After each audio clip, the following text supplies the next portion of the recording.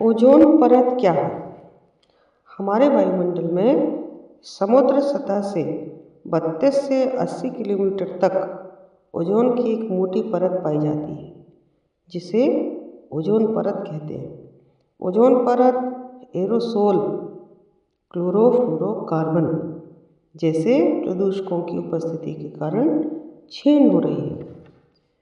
अब ये जो ओजोन परत है, इसकी क्षति हमारे लिए चिंता का विषय क्यों है?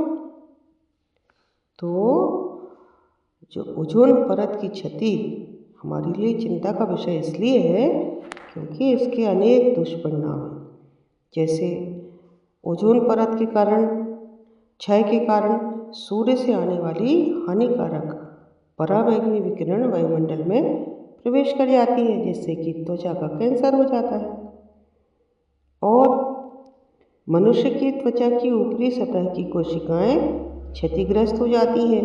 क्षतिग्रस्त कोशिकाओं से हिस्टामिन नामक रासायनिक पदार्थ स्रावित होता है, जिससे शरीर की प्रतिरोधक क्षमता नष्ट हो जाती है और इसके फलस्वरूप अल्सर, निमोनिया, ब्रोंकाइटिस जैसी भयानक बीमारियां बढ़ने की संभावना बढ़ जाती है। इसके अतिरिक्त इससे आनुवंशिक विकृतियाँ उत्पन्न हो जाती हैं तथा चिरकालिक रोग उत्पन्न हो जाते हैं। पराबैंगनी विकिरण से आँख की घातक रोग, मोतियाबिंद, आँख में घाव और सूजन हो जाती है। ओजोन परत से वायुमंडल का ताप बढ़ जाता है। इससे सूक्ष्मजीवी एवं वनस्पतियों पर भी घातक प्रभाव पड़ता है। वनस्पतियों में प्रोटीन की कमी हो जाती है। प्रकाश संश्लेषण और चयापचय क्रियाएं भी प्रभावित होती हैं।